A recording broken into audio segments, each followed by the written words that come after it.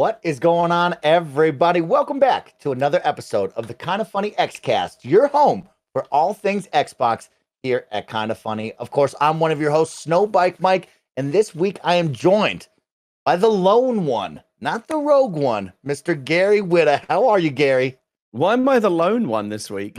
Well, there's no Paris, and I haven't introduced the guest yet, so you're the lone dad, I guess I could have called you. I don't know. There's I'm no two trying. dads this week. There's no two It's dads. my one dad. Yeah. Okay. All right. We'll make it work. I'll just My double Xbox, up the my dad one content. dad. I'll try to cover for Paris. Thanks, Gary. And I know you will when I ask you what you've been playing, because I'm sure you're going to pull the dad card on me some more. So we'll get into that soon. But Gary, it's nice to see you. I hope you had a terrific week. Let's just slide right on over to our guest, because Gary might be the lone dad here, but we're not alone, because we have a very special guest right now. One of my good friends, one of my best friends in the industry. I love seeing him. I love having and chatting with him. My good friend, Miles Dompier from Windows Central Gaming. Miles, what's going on, my friend? How are you? I'm fantastic. Pumped to be hanging out with you guys. Thanks for the invite. Mike, it's been a hot minute since we've had to chat, but I'm stoked to sit down. And Gary, pumped. I've listened to you be the dad to Mike for months now, so I'm excited to be part of this conversation. He's done a really good job, and we appreciate you being here with us, Miles. And of course, you are the guest of the week, and we're nearing E3, so we got to get to know you, and we got to have some fun, maybe even pull a couple predictions out of you. So let's start it off with the get to know you section, because you are the guest of the week. So Miles, for all the best friends around the globe out there from our Kinda Funny community, if they don't know who the heck you are, who are you and what do you do over at Windows Central Gaming?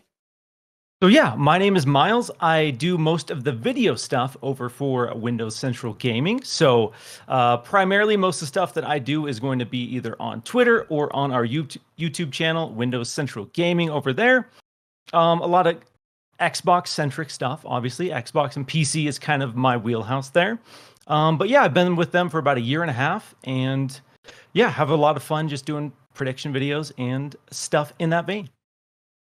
Miles, you are, in my opinion, the face of Windows Central Gaming. Of course, you have some incredible team members over there. One of my good guys with Jez. But of course, I got to ask you, tell me about the team over there, because you have some really cool Xbox and PC-centric guys and gals over there. So who you rocking with? Who you working with over there?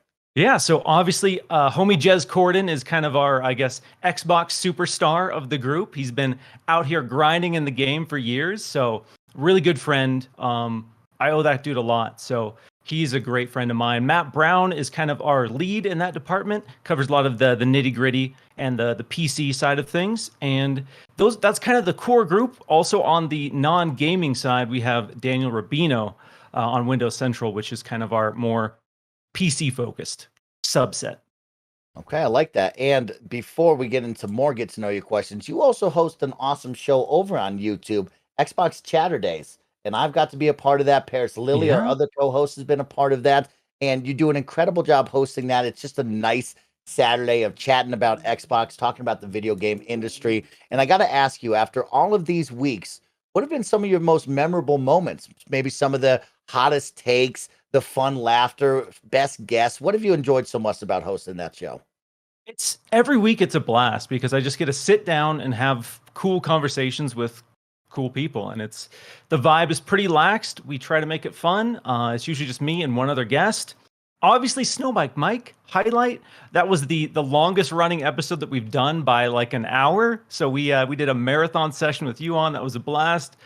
Paris, also a blast. Khalif, hilarious dude. Love that dude. Had a ton of fun, ton of laughs with him on. So yeah, every week I'm kind of stoked and shocked, honestly, by some of the people I get to sit down and hang out with. So it's a ton of fun. Really cool stuff. All right, so let's get into some more questions. Of course, this is an Xbox-centric show. Me and Gary love Xbox. And I got to ask you, where's your excitement at right now for Xbox? Whether it be the team over there or your excitement as a fan, where are we at right now in the excitement for Xbox? Honestly, Xbox is doing all the right things right now. Obviously, there's the conversations around, the games, and Xbox has no games and that kind of meme that they need to overcome. But honestly, Xbox has the most momentum that they've had probably since the launch of this platform. They've course corrected the disastrous launch of the Xbox One, and the scary era in 2017 where they were unsure of what the future of Xbox looked like. So the leadership team, the social team, everyone at Xbox is saying the right things, doing the right things, and making Xbox this really fun, cool brand. And I understand that they're just they're a business trying to sell me something. But if they can make it fun, they can give me a good value, I'm all about it. So yeah, my excitement for Xbox right now is at an all-time high. Been a long-time Xbox fan. Hunter the Reckoning, Halo Combat Evolved sold me early on. And I've always loved the multiplayer-centric element of Xbox, so that's been a huge draw for me. But I feel like Xbox is doing such a good job appealing to a broader audience now, and it's not the bro box that it used to be back in the day. And I just really love what they've done. Awesome. I love the fun. I love the multiplayer-centric stuff, and I love what they're doing as well. That's good stuff. Of course, sticking in the vein of what we'll be talking about in just a little bit, want to know, what's your favorite Bethesda franchise? Favorite Bethesda franchise? It's definitely Fallout. Fallout is my favorite. Okay. Yeah, Bethesda. Elder Scrolls I like as well, but Fallout for me. Fallout 3 in particular, really special game. I love that game like I haven't really loved a game in a long time when it came out. So yeah, for that reason, Fallout holds a very special place in my heart. Okay. Gary, you know what? I like to get you involved too, and I always love getting to know you and learn more things about you. What's your favorite Bethesda franchise, Gary? Probably Wolfenstein. Whoa. Yeah, baby. Okay. Okay. Love killing Nazis. It will never ever get old. Like, listen, I think we can all agree that history and planet Earth would have been better off without the Nazis. But the one good thing that came out of all of it was is that they gave us like a never-ending supply of bad guys from movies and video games that we could just never get tired of beating the shit out of, right? Like whoever complains about punching or beating up or killing or stabbing or garroting or dissecting or just like fucking up a Nazi in something, like it's just good times all day long. Let me ask you this: have you ever felt guilty about killing a Nazi in a video game? No, because it's the best. They fucking deserve it. They're the worst. Killing Nazis all day long. And in the killing Nazis video game space, it's Wolfenstein. They're the king of the hill. No one does it better. I love that, Gary. You made us all smile, and I think Machine Games has got your back covered on that. They're so good at it. They're so good at it. I can't wait for the next one. Well, maybe during our predictions episode, or maybe later today, we'll talk about Machine Games and if Wolfenstein 3 is for real or not. We'll talk about that. I can't wait to find out. Miles, a couple more for you right now. The age-old question: Halo or Gears? As an Xbox bro, that is a tough question. That's a tough one. I'm gonna go Gears though. Gears of War to me, as a angsty metalhead coming up, and Gears launched at just the right time.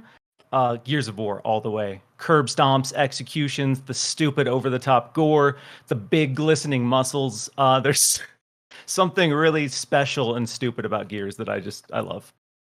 Gears does feel like the ultimate bro game. Like when you break it down like that, it does feel like just the ultimate bro game. Just yacked guys, a lot of sweat, a lot of glistening muscles, chainsawing things in half. It's just like, it's the bro move. Gary, are you a Gears guy? I think you're a Gears guy, Gary. You're a Halo guy. Yeah, a little bit. I mean, I'm not and I've said this before whenever we talk about both of these franchises a lot on the Xcast, because they're two of the big ones on the platform. I'm not a super fan of either. I really like them both very much. But if I'm going to be, if I could only take one franchise onto a desert island with me, I think it would be Gears. And you touched on some of it. Like I love I prefer third person over first person. I always like the cover mechanic. I remember the first time I ever did the roadie run in Gears. I just feel so good. And when you hit that active reload, it feels really good. Like you said, chainsawing the bad guys, the melee attacks. It just feels good playing that game. It just has such a good, meaty, visceral feel to it. Like you said, the jacked up bros with the roided out, everyone looks like kind of Dave Bautista, but on like mega space steroids or whatever. And just everything just feels like everything's just so loud and noisy and crunchy and visceral and meaty and beefy. I just love it. I just love it. It's so much fun.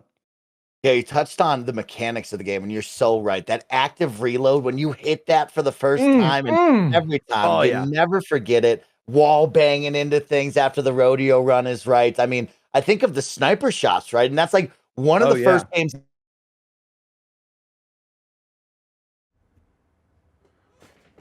for a big moment where I was like, hold on, man, sorry. like that's like extra violence. Mike, there. repeat what you said just because Discord froze We for like froze a for a good like a second, Yeah, five, that's all right. Well, I was 5 talking about the seconds. mechanics. I was talking about the sniper shots, and I was saying, like, in my history of games, I don't think there was ever a moment that stood out to me like that for that first sniper headshot where the whole head just explodes, right? We've been playing a lot of Halo, and it was never that, like, bloody and visceral. And, like, man, Gears of War really hit it with all of that.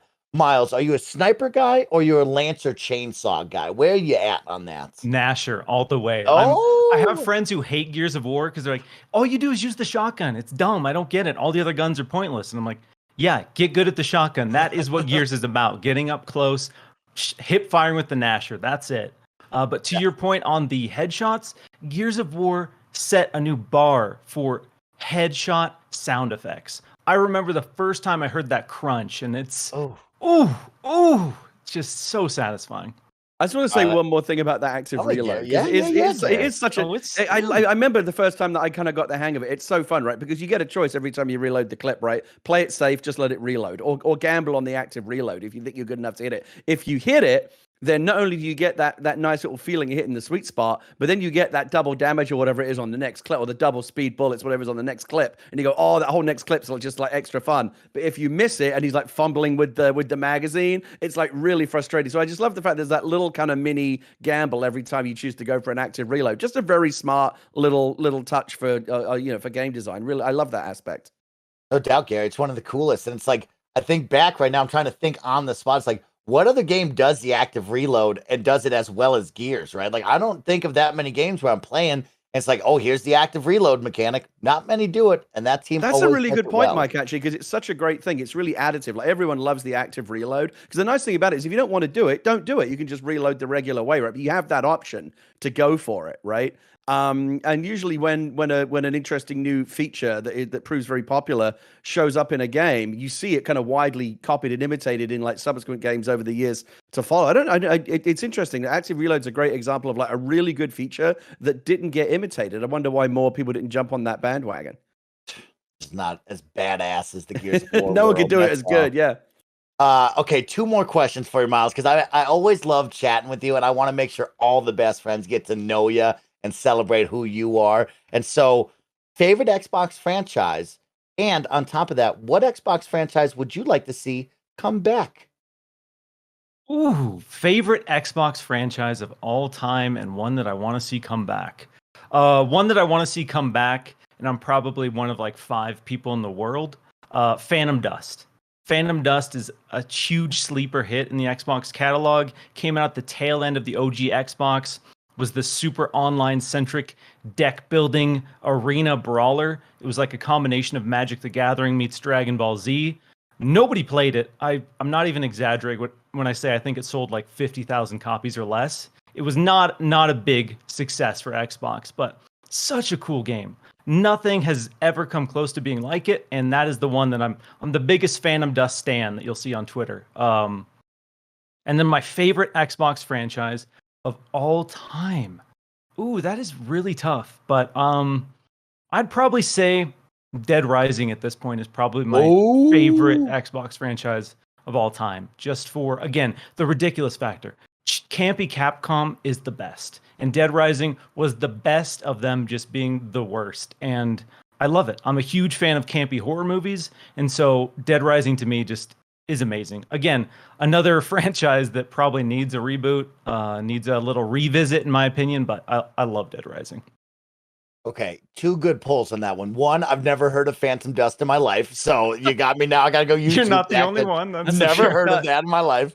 And then second, that's so awesome you bring up Dead Rising because that's a franchise near and dear to my heart that I love through and through. I even love Dead Rising 3 and 4. I'm just that much into the game, right? But I just got done watching Army of the Dead this week on Netflix by Zack Snyder.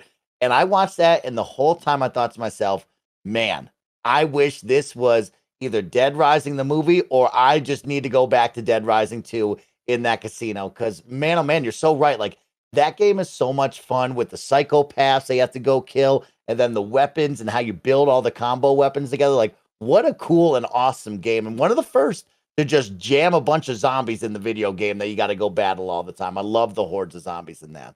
I do. I actually think that Dead Rising is very ripe for a comeback because it is a well-liked franchise, and everyone enjoys it. It's like you said, it's really, really fun. It's got that kind of Sam Raimi Evil Dead. Don't take it too seriously. I always remember like mowing down the zombies with the riding, like the big John Deere lawnmower. That was like super fun. Whacking them with like just benches and whatever you can find.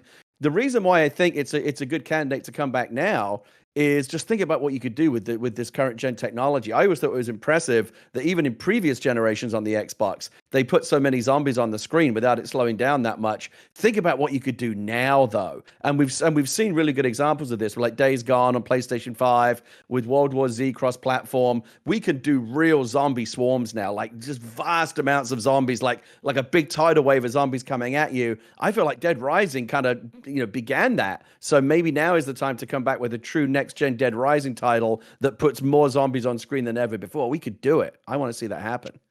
Yeah, let's go. Let's do it. Let's It's go. right. Now, Miles and Gary, I'll ask you because I'm having so much fun just chatting Xbox with you both. Would you go back to like the super difficult and hardcore Dead Rising 1/2 era, or would you make it more playful, fun, fast, and I don't want to say easier, but more action oriented? Dead Rising 3 when that whole shifted. What would you do, Miles? I did like the time mechanic when I first played Dead Rising 1.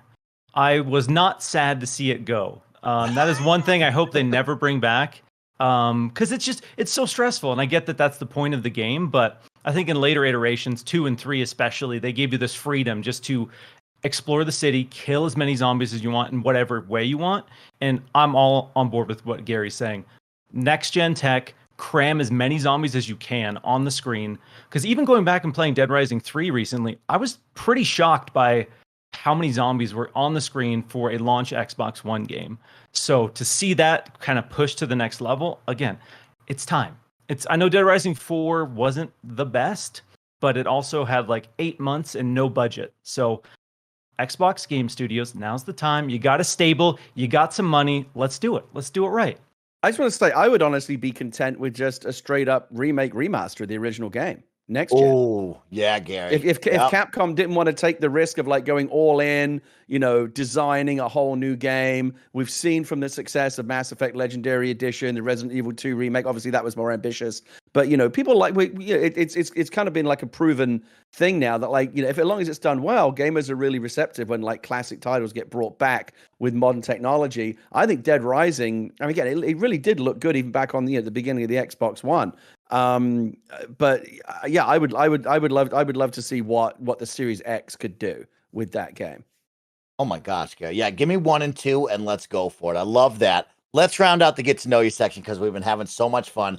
And Miles, I saved this question just for you because I know you're a big Sea of Thieves pirate. I know you love setting sail and having some fun. So I have to ask you, give us some of your favorite Sea of Thieves moments because I was looking back on it. Can you believe that game now is 3 years old, going on to 4 years? It's incredible to know the lineage of where it started from launch day to the fumbles, to the pickup, to the resurgence of where it's at now with all this player base, thanks to being on Steam and just big streamers playing it, people like yourself continuing to praise it. Now, what are some of your favorite moments from the franchise, and how do they keep that audience and add more to it as we hit the 4th year and we go to the 5th year and we keep going with Rare?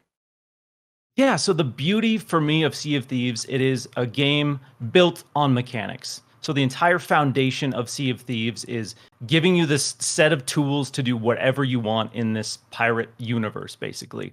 And so for me, that's the beauty, is like making your own stories, having your own fun, and just having this huge, beautiful sandbox to explore. So even when the game first launched and there was objectively not a lot to do, I was grinding that. Like I hadn't grinded a game in such a long time. Had a really close group of 4 friends and we were on that every single day. Just hitting the seas, getting treasure, catching chickens and pigs, doing the same monotonous crap over and over and over. But every time you play, the unknown element of the other players makes it so you just don't know what's going to happen. So sometimes we jump on, we'd be obnoxious. We'd be those guys that would just go and sink everyone, try to fight as many ships as we can. I remember one moment, we're at a skull fort in a sloop, me and my buddy. There's 3 other ships around. I'm down below just scooping my heart out for 10 straight minutes while he's on the cannons firing. Not even plugging holes, just scooping water. We end up sinking 3 other ships and completing the skull fort in a 2-person sloop. And those kind of dynamic moments are why I love Sea of Thieves so much. That makes me smile so much. And you're so right, Miles. There's so much to do, and you get to create that in that sandbox, right? You and your friends get to create these fun moments. And even still to this day, me and my friends will log on occasionally. And the first thing I say is like, stop everything. I need a screenshot. I think I forced my friends JD, Washburn, and Maddock to sit in the spot for like 10 minutes because the cloud was over the sun and I didn't like the screenshot. And I was like, nobody move. And like it slowly moved away and the sun came out and I took the screenshot and I was all happy. But man, the additions too, right? The pets now to have the bird, the cat, the dog next to you, all of the outfits. It's just so much fun. And for me in particular, Miles, you bring up the fun action you had. I love arena mode. I actually love it because that's where I want to be. I want to be in the action. I want to have some fun laughing with my friends, patching up holes, battling other ships. And like, I think the arena mode really brought a lot back to the game for me, particularly. I really enjoyed that. Yeah, arena was nice because the problem a lot of people have with Sea of Thieves is there's a lot of downtime. There's a lot of downtime. I mean, you really need to play for like 3 or 4 hours in one go to like get this meaningful sense of progression. But arena is just like a nice tight 15. You jump in, play a match, shoot some ships, and you're done. So I'm glad they added that because yeah, sometimes you're just not in the mood to kick back for 3-4 hours and sail, which I totally get. So I'm glad there's some options for some more action. Oh my God, Miles, you got me excited about Sea of Thieves now because I'm thinking about the Megalodon. I'm thinking about the Kraken. Gary, they got a harpoon gun now. And what we love to do is I get the treasure chest and I stand right on the side of the shoreline while you're on the boat. And I'm like, harpoon me. And then they shoot the harpoon and it brings me all the way back onto the ship. And I just love the small things, but also the big things they've added. Miles, what do they need to add next? How do they keep people involved? How do they keep them engaged and add more people, as we always talk about? They really need to mix up the enemy variety. As much as I love the skeletons, at this point, it's been a huge streak of slightly different colored skeletons, and then some of them can breathe fire. But they teased mermaids as an enemy before launch, and we still haven't seen that. So they really need to add more enemy variety, I think, to get more people in. I think the new season system also gets rid of that stress of you have to turn in your loot every time to get something, and you can just, if you kill X skeletons or do this, you still get gold and progression. Because that was another complaint a lot of people have. It's like, you play, you've been sailing for 2 hours, you got this haul, you're going to turn it in, some jerk like me comes out of the shadows, sinks your ship, takes all your stuff, and you get nothing. You get nothing, and that's just kind of what the game's been. Some people really don't like that, and I get it. So I'm glad that there's something outside of that to make it less heartbreaking when you get completely robbed. Microsoft also does a good job at adding the perks and rewards of like Game Pass and stuff where it's like, hey, we're going to give you the Banjo-Kazooie ship, or we're going to give you the Master Chief ship, or the Battle Toads. And it's just like, man, okay, now I got to turn it in, right? I got to log in. I got to get that reward. You got me in the game. Now I have to deck out my ship. Like, they do a really good job at incentivizing Xbox Game Pass players to jump back in and take advantage of that. And I got to say, I love that. Gary, where are you at on Sea of Thieves? I got Miles and myself hyping it up for you. Where we at? You know, don't take this the wrong way, but the whole time you were talking about Sea of Thieves, I was kind of hating it because, but I mean that in a good way, because Sea of Thieves is a game that I've never installed and never played, and which is weird because I always kind of feel like maybe this is a game that I would really, really enjoy. And every time I hear you guys talk about it, it just restarts that process. Like, this happens even without, like, every now and again, you know, like I'm in my bed, like late at night, 3:00 in the morning, trying to go to sleep. My brain's turning things over, won't let me sleep. And every now and again, I'll just say, hey, guess what? You're probably really missing out by not playing Sea of Thieves. You probably really like that game. I'm like, man, you're probably right. I should really try it because it does sound like a blast. It sounds like a ton of fun. I don't know what like where that block is. It's like stopping me from hitting that install button and getting into it. But like maybe I finally should, because every time you guys talk about it, it sounds like a ton of fun. Yeah, Gary, especially with you playing GTA 5 role playing lately, I thought that this might be a good one right up your alley. And it does sound like you just got to hit that block. You got to push past that block, maybe.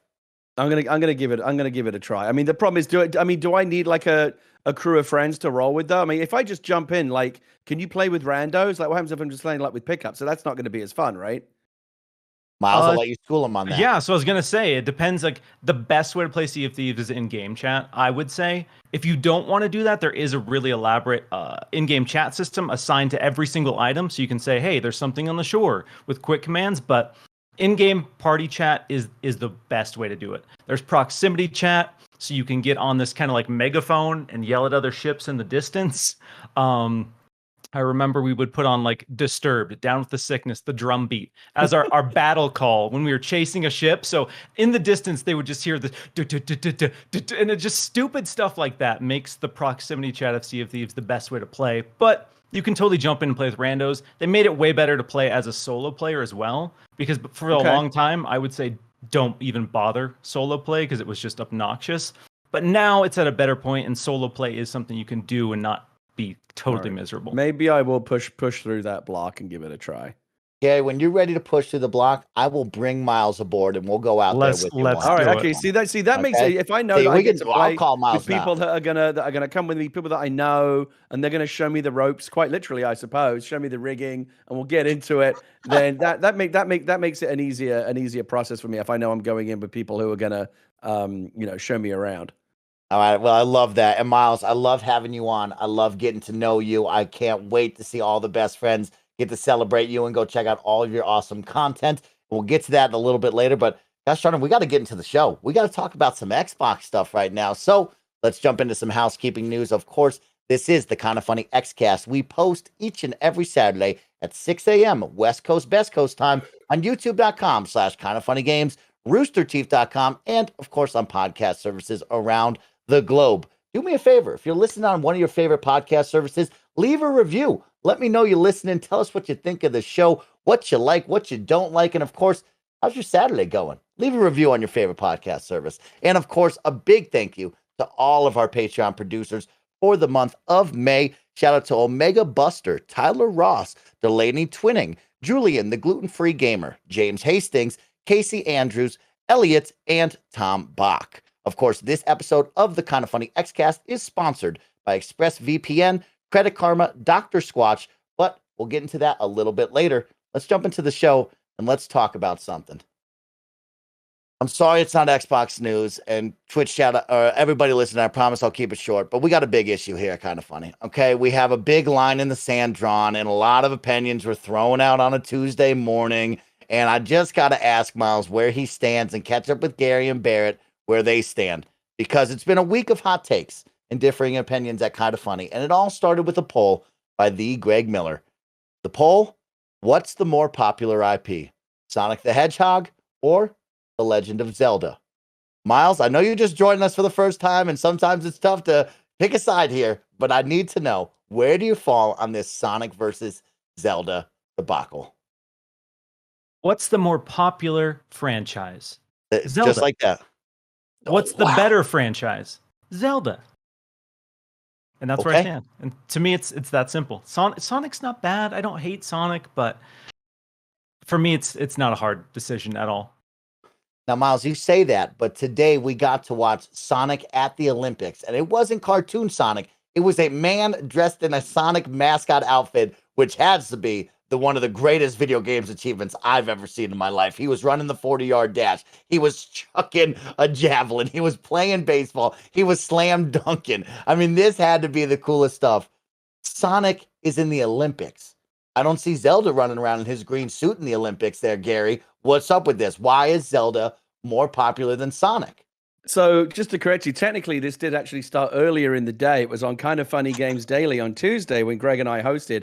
I don't even remember like how it came about, but we suddenly got onto a conversation about, I guess it's because there was news about, Sonic's 30th anniversary, and God knows how we transitioned to it. We started talking this ridiculous conversation about what was more popular, not what was more good, because again, I think we can all agree Zelda's, as a game franchise, is way higher quality than Sonic, 100% over the years. But what's more popular? And I made the argument that Sonic is more popular that Zelda is more popular than Sonic. Now, did I in part make that argument just to trigger Sonic fans because I knew it would work. Yeah, maybe it was Tuesday. I was bored. I'm gonna say Blessing was the first one to draw the line in the sand when he was. It was Blessing. Yeah, he was the one who was like Sonic more popular than Zelda, and that's when that's when the knives came out in this. So I decided to stick the knife in, and suddenly it became like the whole podcast became about that.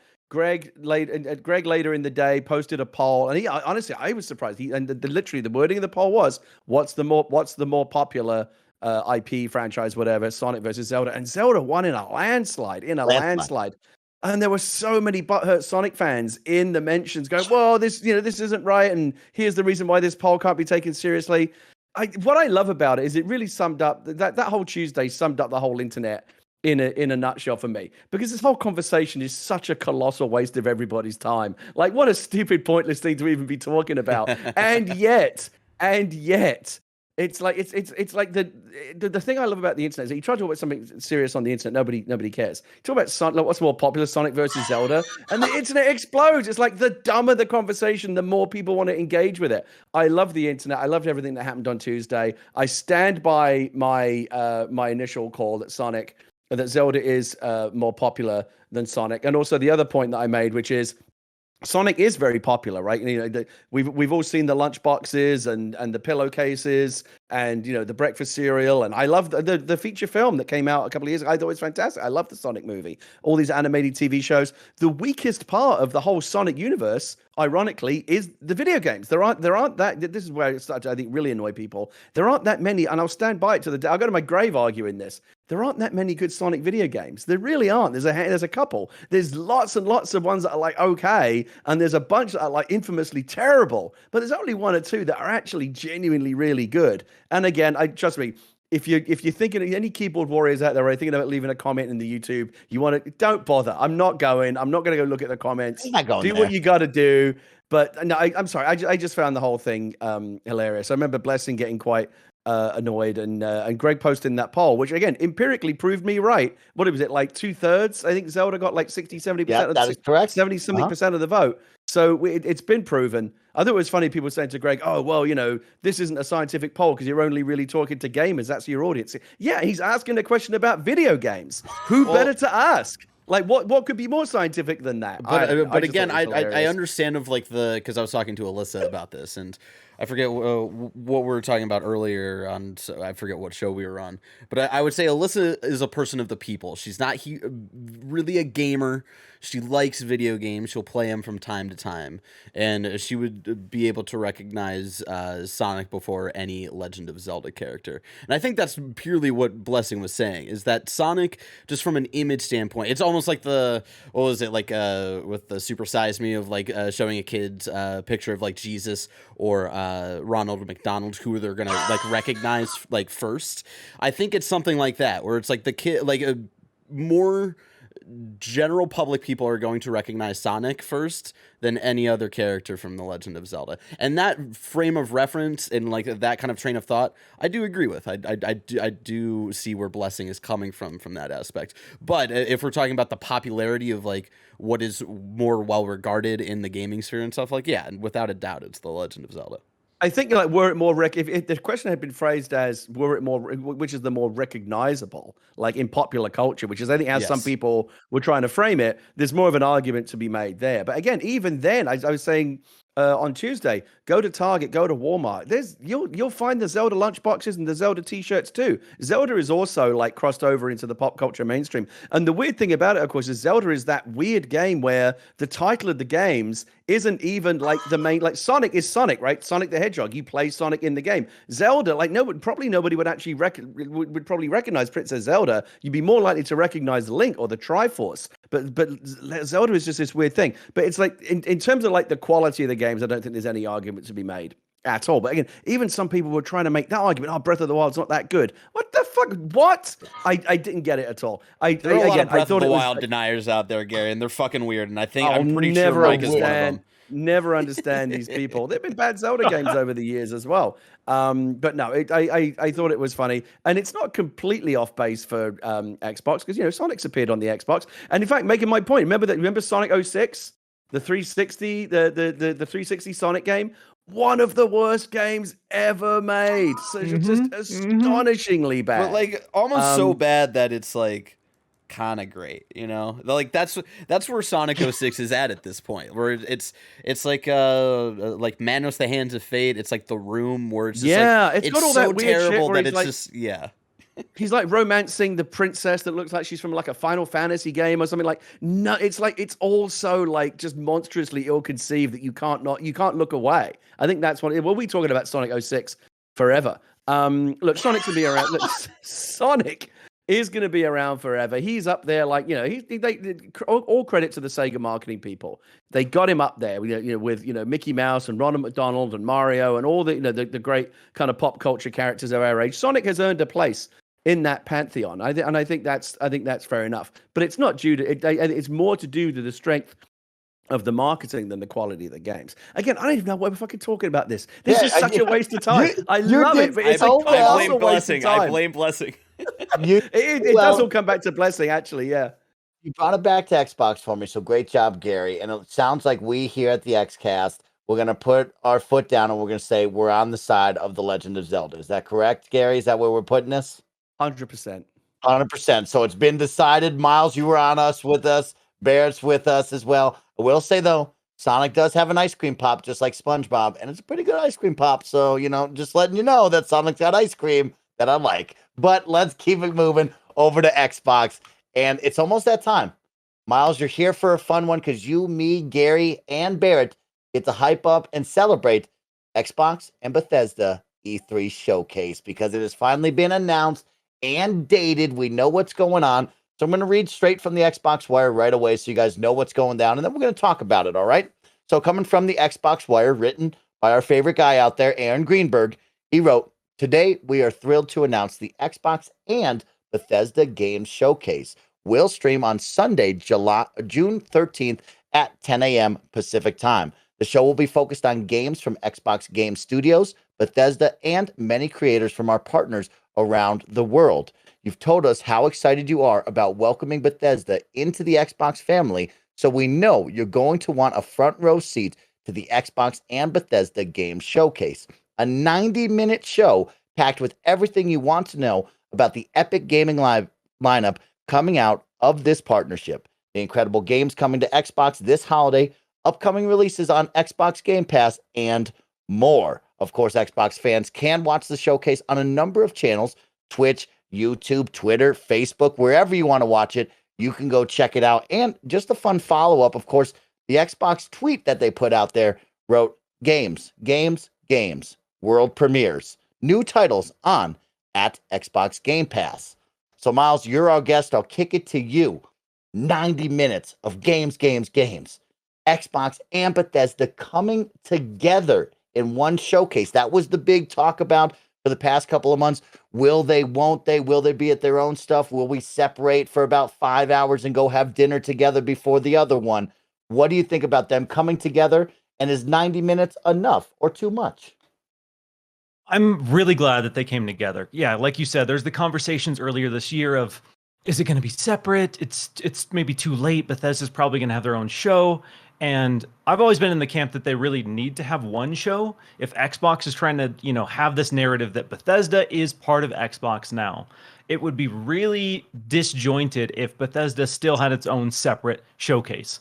Because as you've seen in the Xbox community, there's been a lot of conversations around exclusivity for Bethesda games. Will this be exclusive? Will this be exclusive? And I feel like those conversations have overshadowed everything else. Like Starfield, that's the number one conversation. Is it going to be an Xbox exclusive?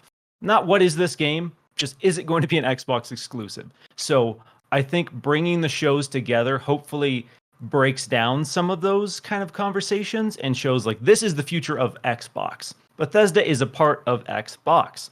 So moving forward, it's safe to say that Bethesda games are going to be on Xbox. And I think for them, that's simple messaging. And I think that's going to help get rid of some of those really tired conversations that we've been having for months and months and months that I just can't wait to be done with. 90 minutes, that is interesting. In the wording of that blog post, they talk about Xbox Game Pass announcements and games coming this holiday season. So Xbox has done a really good job showing you what the future looks like. Things like Fable, Hellblade. We know those aren't coming this year. Those are not launching in 2021.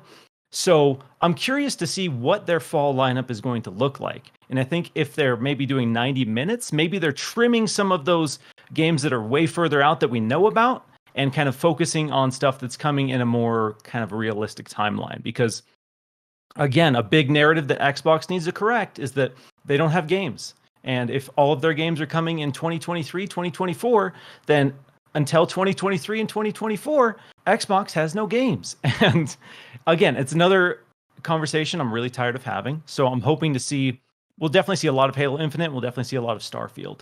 And hopefully we get exact dates for at least Halo. No, I'm not necessarily expecting Starfield. I like that. Gary, they're coming together. Do you like having both the conferences together in this 90-minute show, or would you have preferred them split? I'm actually kind of surprised that they're even though it's one conference, that they're even splitting it. And they're saying like Xbox and Bethesda, right? Bethesda's part of Xbox now. Why not just roll it? No one says like Xbox and 343, or right, Xbox and Coalition or whatever. Like it's all. It's Bethesda now. It is. I kind of understand why they do it, because Bethesda obviously has a lot of recognition and a lot of value as a brand. They've brought us some of our favorite games, Doom, Fallout, Wolfenstein, Elder Scrolls, all this amazing stuff. So I think that I think at some point after we've all gotten used to Bethesda being a part of Xbox, it will all just kind of get rolled in, and the next one will just be Xbox, and Bethesda will just be included in all of that. But because it's all still quite new, it makes sense for them to say, hey, Xbox and Bethesda. Don't forget, we own Bethesda now. But yeah, I think it makes total sense to do it all as part of one thing. They want to put the message out now that Bethesda is wholly owned and operated by Planet Xbox, and making sure that that's all part of the same presentation is one way to communicate that to the masses. There's going to be a lot of eyeballs on this. Anyone who's been sleeping under a rock for the last year, who's not aware of the fact that Xbox now, owns all the Bethesda titles and all those studios, well, they'll find out here, like, oh shit, it's all together. Look at this. So that's going to be cool. I also, just to make another point, I also agree with Miles. I think some of the conversation around this has got a little bit tired, and I think that Xcast is actually as guilty as this event as anyone else. I'm not 100% sure, but like I've been on almost every episode of the Xcast, so I remember a lot of the conversations we've had. And in talking specifically, for example, about Starfield, Miles touches on a really good point. I think so many of these podcasts, Xcast included, has spent way more time talking about, is it going to be an Xbox exclusive, than what kind of game is it going to be. Like we've talked a little bit about that. Like, is it going to be just like, like a Mass Effect kind of game? Like what kind of, we just know it's in space. We know what kind of games Bethesda typically make. So is it Fallout in space? Is it this? Is it that? We've talked about that a little bit, which is actually really the interesting conversation. Like, what kind of game are we going to get? And we've talked a little bit about release date. That's come up a lot. Fair enough. We all want to know how long we're going to have to wait. But we've spent a tremendous amount of time talking about, is it going to be an Xbox exclusive? And that's really only interesting if you're really bought into all the kind of the console war, horse race, industry punditry stuff. As a gamer, and I've said this on previous episodes, you might remember this, Mike, I don't care if it's an Xbox exclusive, because I as an Xbox gamer, I know I'm getting it anyway. It makes no difference to me whether or not PlayStation people get to play it as well. I honestly couldn't care less.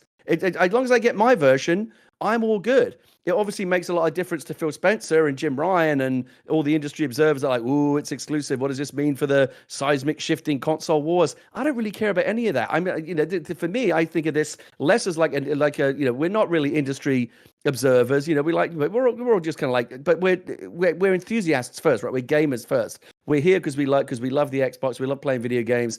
I want to know what kind of game Starfield is going to be. I want to know when it's going to come out. Way below that, like right in the basement is, but our PlayStation game is going to get to play it as well. Who cares? We're all good, baby. We're on Team Xbox. We know we're getting it on Game Pass. Well said, Gary is right. It is interesting. A couple of things, of course, to look at the Starfield to continue that conversation, right? Is like the moment that this was all announced, that's where all of the conversation was exclusivity this, exclusivity that.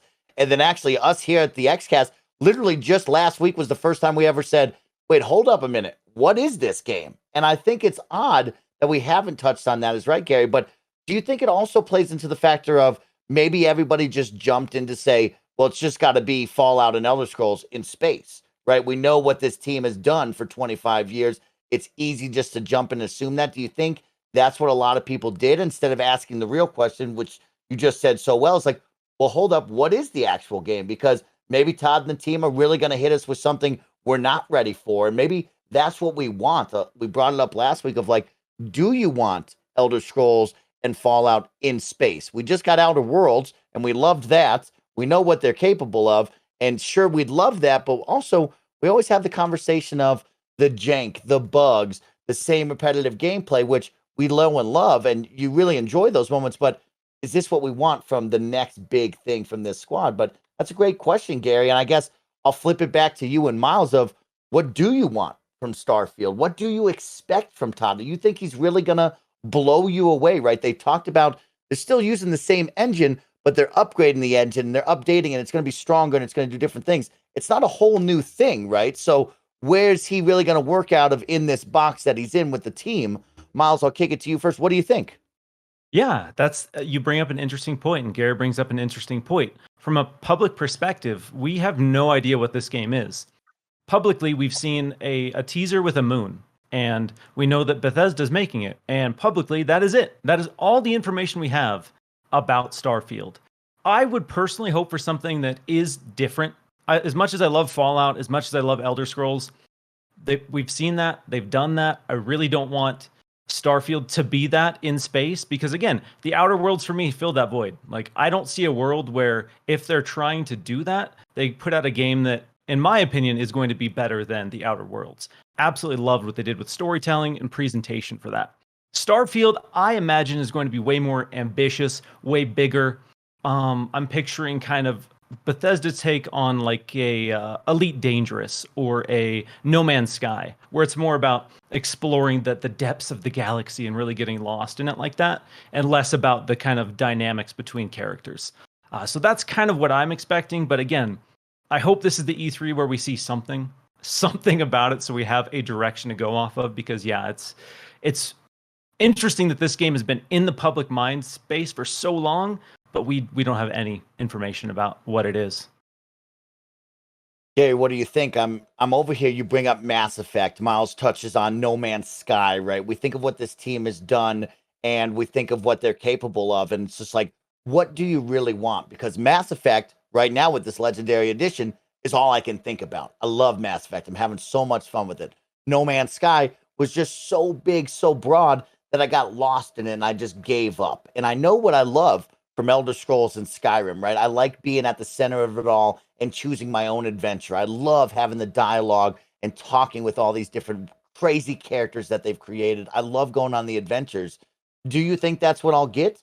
Will I receive some sort of blend that I'll truly love here? My feeling is there's only so many things that it can be.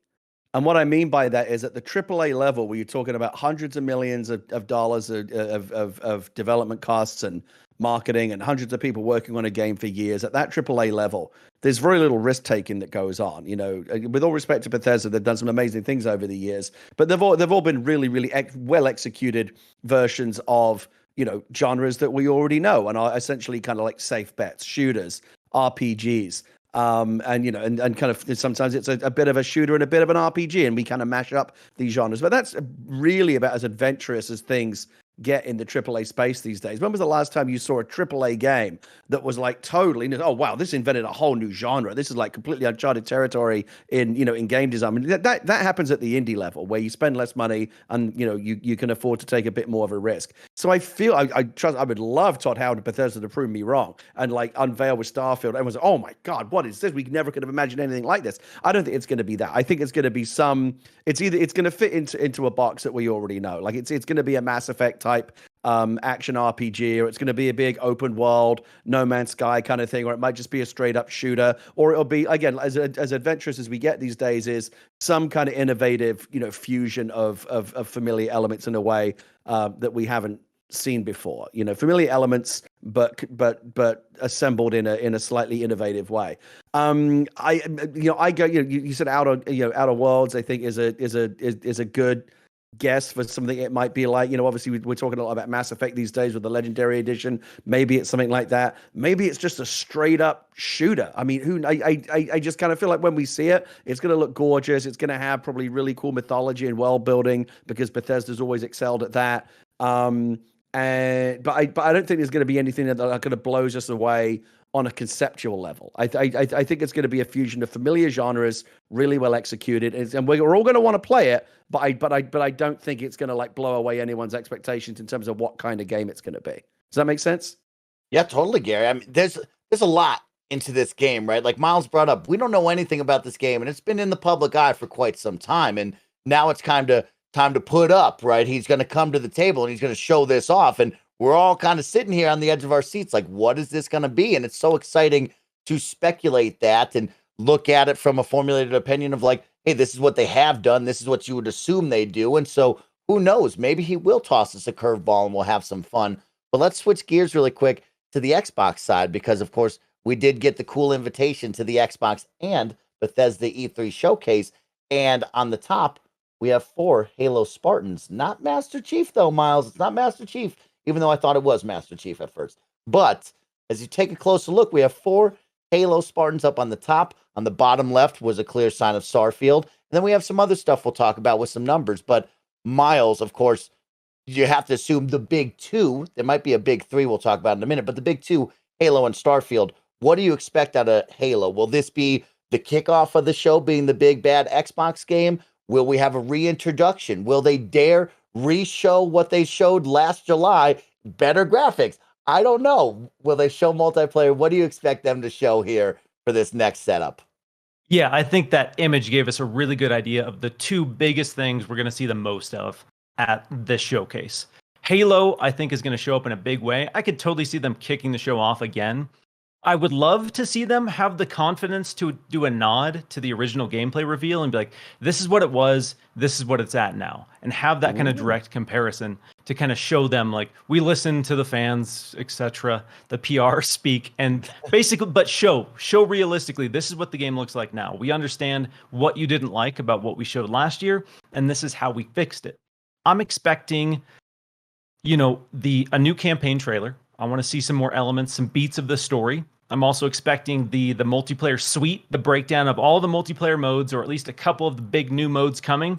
And I'm expecting a date for the beta as well, because they promised us, Mike, that we are going to have plenty of time to beta test Halo's multiplayer. And if it's launching in November, that window of plenty of time is quickly running out. So they're going to need to drop that ASAP.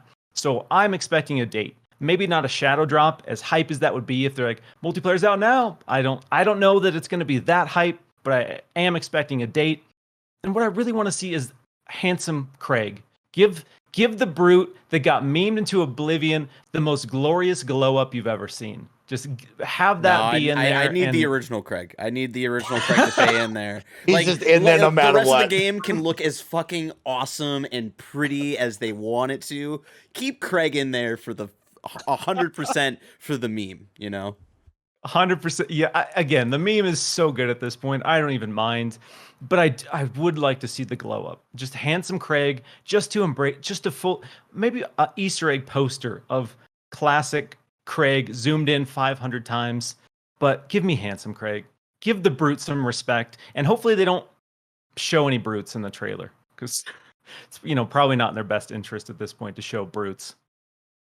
I am so excited for this one, right? Because it's fun. I talk with my friends and like Washburn brings it up so well. It's like, this could be, and hopefully will be, a killer story, right? You're going to have Master Chief, who is just the suit. He's not a human being in his mind. He's the suit. He's always on the move. He's just out there to kill. And then you have the pilot who's going to ground him, right? He's just the guy who wants to get back to his family. He doesn't want to be in this mess. He's trying to get home. And it's going to be such an awesome moment here to see that and kind of have like the humanity brought back into Chief. Maybe, maybe not. But I'm really excited to see how they're going to tell this story. And I am excited to see, like, what's the reintroduction? Do we do a reintroduction? Do we know where we stand? Do we dare bring back up what happened in July? Like, this is going to be one of the most scrutinized teaser trailers ever. People are going to be zooming in on rocks to be like, oh, look at this rock. Doesn't look right. And I feel for the team over there, but multiplayer is a must. And of course, my big get hype moment, I'll spoil it for next week and I'll continue to beat this drum, but Phil Spencer needs to come out and be like, yo, we're doing a battle royale. I worked with this team. We've seen the market. We know the place that every first person shooter stands in, and we're dropping it day one. And that would be the hype moment for Halo right there. Gary, you know I beat that battle royale drum. What do you think, Halo, kicking off the show? What do you think it should show off? I actually feel like Halo Infinite is the part of the whole showcase that is probably going to have the fewest surprises, because we basically kind of know what we're getting, right? We know they're not reinventing the wheel. Halo is what it is. I remember when they first announced it and they announced the title Halo Infinite, that to me was suggestive of maybe going into like an open world Destiny kind of place with it, like kind of reinventing like what Halo is as a game, where it's not just here's a linear campaign and then a multiplayer component, which is what it's been since day one. I was thinking maybe that, especially after Halo 5 wasn't like the most well received of all the Halo games, maybe, and since that last game came out, Destiny and The Division and all these, kind of open world games as service type games have come along and changed the equation a little bit. It's still a very risky place to go. We see more more failures than successes in that space right now. We've all seen Anthem, Avengers is struggling, Outriders after a strong start seems to be struggling a little bit. Like we're seeing this happen more and more. So I understand why they didn't want to take a risk with their core franchise. I come back to what I was saying earlier. Like the bigger the enterprise, the less that they're going to want to take a risk. And Halo is the biggest enterprise in the Xbox universe. So from what we've already seen, from what we know, I remember you remember, Mike, one of the very first episodes of the Xcast we ever did was me being really down on that reveal, because we all know it didn't look great. I know, a lot of it was a little different, but you were right. You're right. Mike, you were trying to put a brave face on it. I remember, because you're a big Halo fan. I was like, man, this does not look great. I remember Alana as well was like, this does not look that good. And what was the name of that guy? Clive, the alien, the really bad looking alien that came out of it. Craig, these two jabronis are talking about. Or whatever. It's like people are having so much fun with it. It was not good. In a weird way, though, I get to touch on one of Miles's point about like maybe they should show that in terms of here's the before and after. That really, really bad initial reveal they did, that kind of false, because remember that also led to them pushing the game back.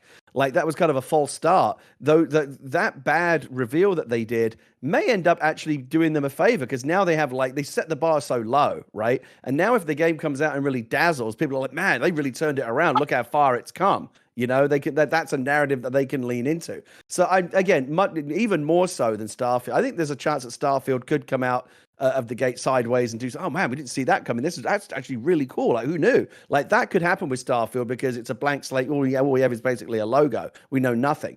Halo at this point is very calcified, right? It's been around for multiple generations. 20 years is a long time.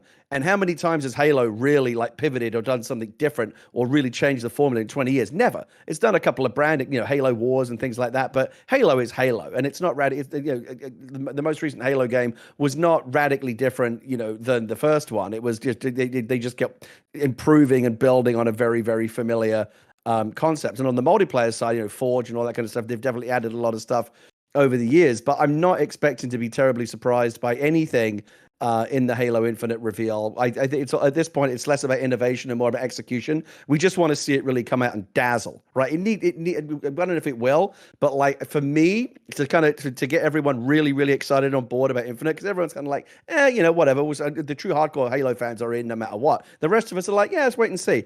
If it comes out and it's like, holy shit, now that's what a next gen game should look like, and it really kind of like peels the skin off of our eyeballs, then that I think that will make an impact. And then the other thing, and you touched on it, Mike, and whether or not it's coming at launch, I don't know. But like, I would bet it's worth very much. I would bet my reputation. Battle Royale's got to be there. It's got to be there. I mean, Gary, in my opinion, Halo and Battlefield 6, or whatever they're calling Battlefield, better have a Battle Royale. It's just needed. It's the hot ticket. Read the market. Be a part of it. See what's going on. I understand there's a lot of people going to be in the comments like, Mike, you got to stop yelling that. I hate Battle Royales, this and that. Well, there's about billions of people playing Battle Royales on the daily, and I'm going to need these big franchises to get part of the wave and ride that wave to success. Miles, you brought up the multiplayer beta. How about August? Would that work for you if he announces August? That would get us sitting here for about 2 months, twiddling our thumbs, waiting on the beta. Then probably about 2 more months till launch. We're just going to pretend like it's maybe in November, right, for the 20th anniversary. Would August be a good date, or sooner the better? I think sooner the better. Okay.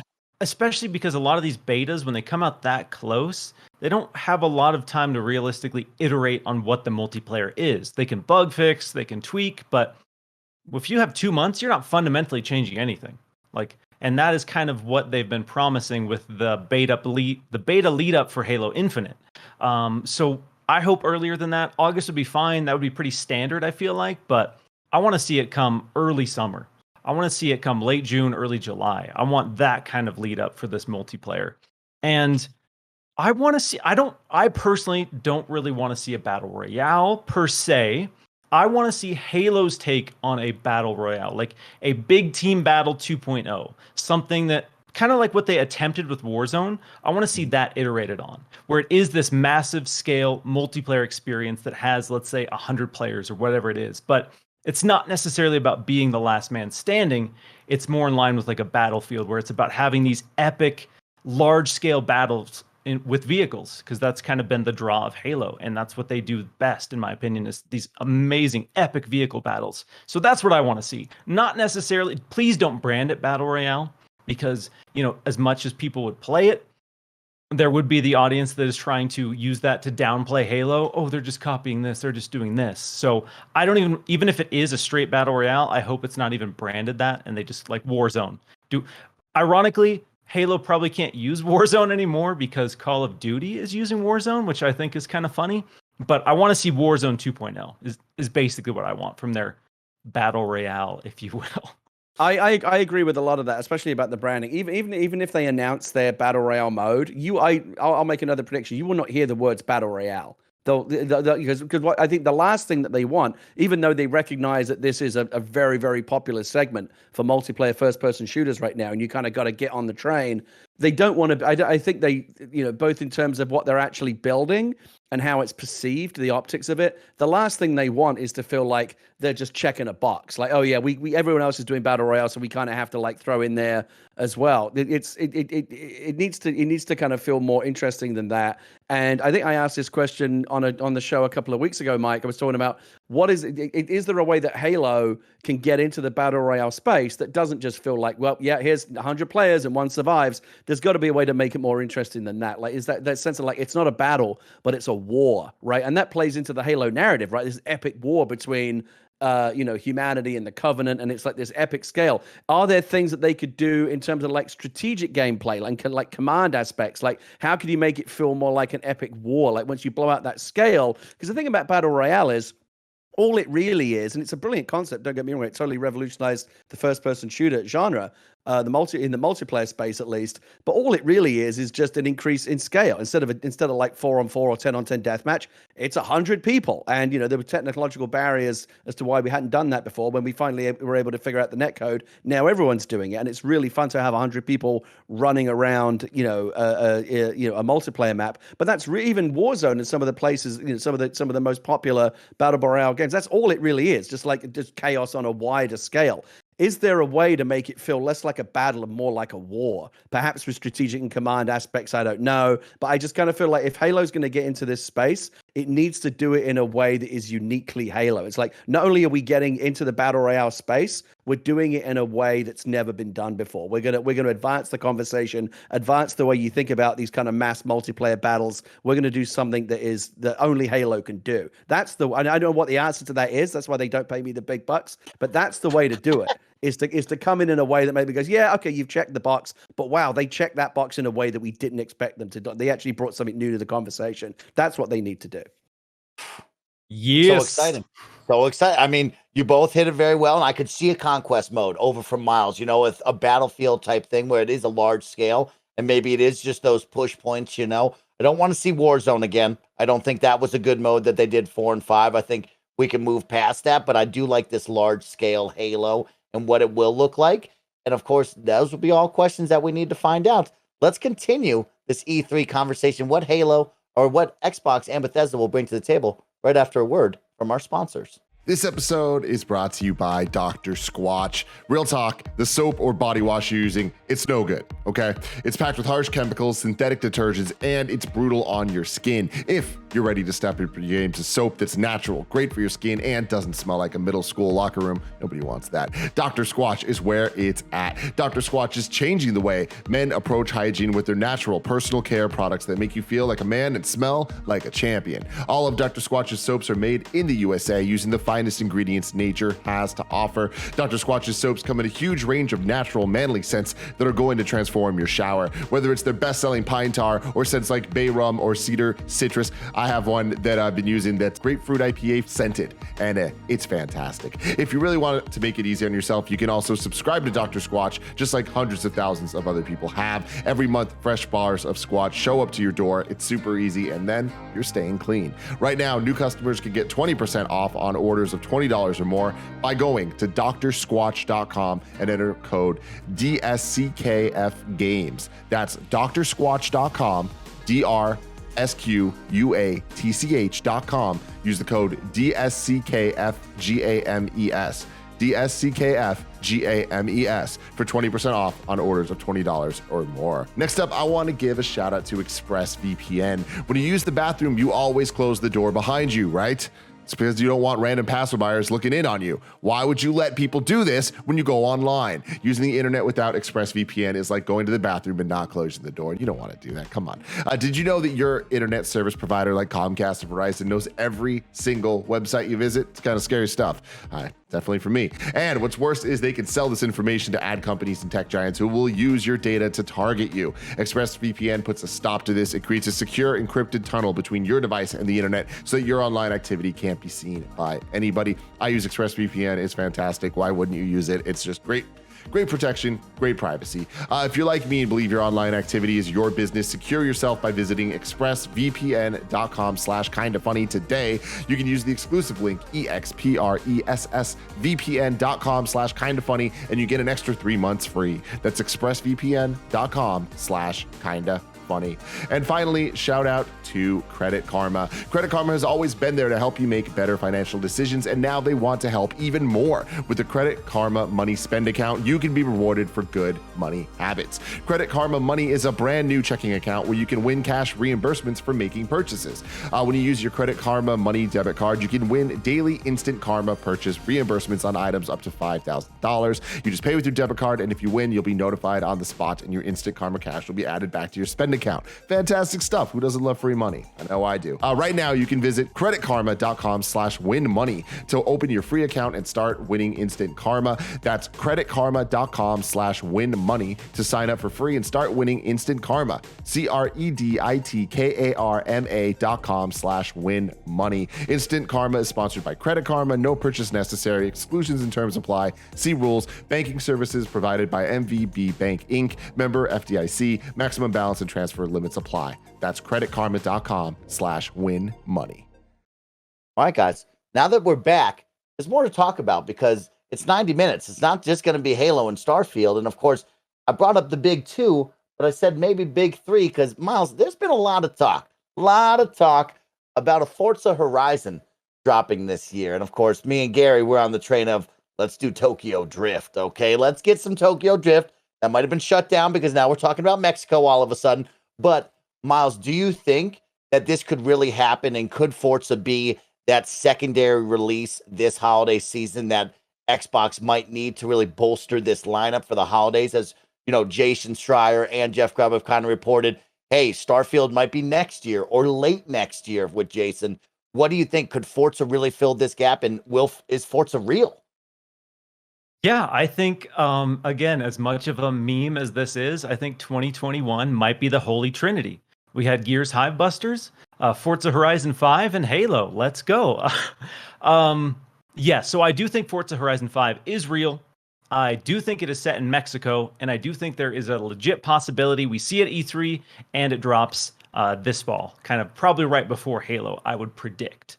I know people wanted Japan, people wanted the Tokyo Drift, but I was doing some digging after I heard the stuff about Mexico, and Mayan ruins, Mike. Have you thought about bombing in a Warthog in the Mayan ruins in Forza Horizon? Because once that idea was in my head, I was like, okay, Japan can wait. I'm ready. I'm ready for Mexico. Let's go. I've thought about taking my four-wheeler Warthog right up the steps of that mine rune, sending it into the sunrise, you know what I mean? Just seeing where I go into the beach. But yeah, I think Mexico is a good spot, and it is interesting. A lot of conversation has shifted to Forza Horizon. I think if we rewound this conversation a year ago, we probably wouldn't be saying Forza Horizon, right? We'd be talking about Forza Motorsport and being like, hey, is this platform game going to be the one? Horizon kind of came out of the blue, and it's been interesting to see this gauge of like, everybody loves Horizon. And man, if they could pull this off over at Playground, it would be killer to have alongside Halo for this holiday release. I think they need something, Miles and Gary. And when we look at the list, which we'll talk about next week and really this week, it's like, who can fill that, right? Who is ready to go and step up into the spotlight and say, yeah, we'll put this game on disc for November. And not many can do it in the lineup right now that are truly prepared and ready just to drop a big bomb like that. Gary, what do you think? Are you ready to race? I like Forza. I don't love it.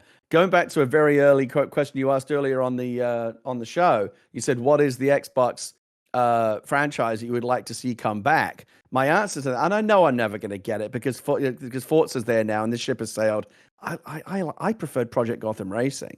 I want Project Gotham Racing to come back. I don't think again that's never going to happen because Forza now is the new Project Gotham Racing. And it checks a lot of the same boxes, but I always like PGR better than I liked Forza. In terms of what the next one's going to be, we talked about this recently. The big conversation is always, where in the world are they going to go next?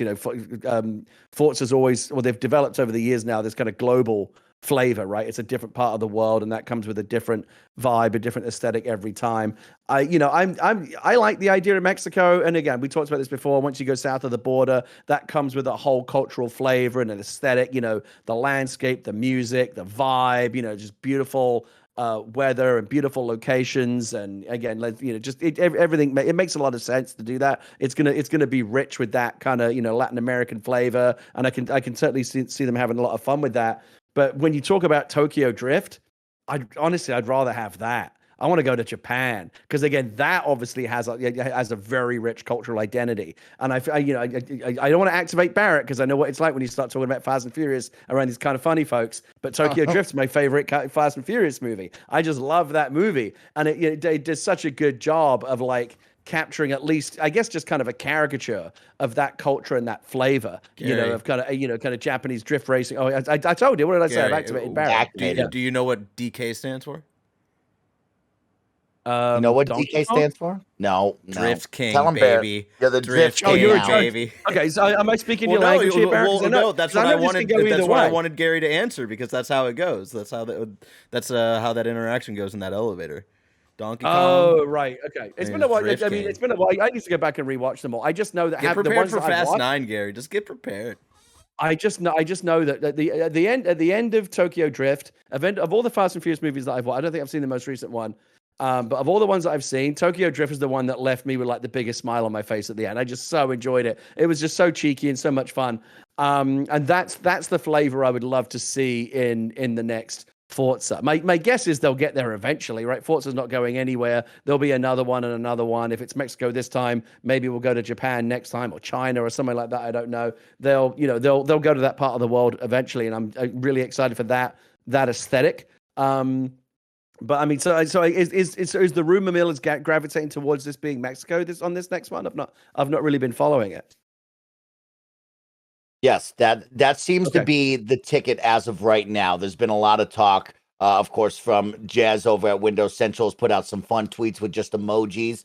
We've had some other people comment on that, but it seems to have shifted gears to Mexico here and has somehow shifted gears to a possible 2021 release here, which is pretty exciting to see, especially, like I said, when we look down the lineup, right, Miles, we know that Psychonauts 2 is happening, right? Me, Paris, and Gary have talked about that. We think a stealth release shadow drop on E3 would be a lot of fun, right? That would be really cool, but you have to assume that's right around the corner. We also know that Age of Empires 4 will be coming over with the PC team, and that's an exciting one because that was a question I was going to pose to you both of, we've had this long drawn-out conversation about the Xbox Game Pass fans over on PC feeling like they're just not getting what the console fans are getting, and Xbox has done a really good job at making this a full environment now, a full ecosystem. And Age of Empires to me is one of my favorites. I'm very excited for 4, and I know they're going to hit that this year. So the question becomes is there something else on the PC side? Is there a cool killer partnership they can link up on the PC side, or will it continue to be the partnership with Steam on releasing those games over there and continuing to bolster the audience? Miles, what do you think? How can Xbox elevate that PC side of things? It is cool to see Xbox taking the PC side way more seriously than it has in the past. It took a while, but EA Play came over, so there's at least that catalog is now part of it. Because you have this one service, Xbox Game Pass, but it is still divided by Xbox Game Pass and Xbox Game Pass on PC. And if you look at those libraries, they are very different. There are obviously the crossover, and where they can do it, they will do it. But from technical limitations, licensing, publisher deals, it's not as unified as I think they want it to be. And I think down the road, we'll get to a point where it is. We don't have to worry about, is this a PC one? Is this an Xbox one? Age of Empires 4, stoked for, but there's a camp of console people who are like, why isn't this launching as well on console? I can connect a keyboard and mouse to my Xbox if that's the deal here. Why is that only launching on PC? And then you have people in the PC camp who kind of have that same experience of, what was it, Outriders. Outriders came to Game Pass only on the console version, but not the PC version. So I think it's probably way too complicated for me to really understand, because I think a lot of it just comes down to licensing. But yeah, they really are going to lean heavily, I think, into third-party partnerships this year. Because their first-party lineup for 2021 probably is not going to be super stacked. Psychonauts 2, Flight Sim coming to console, Age of Empires, Halo, Forza.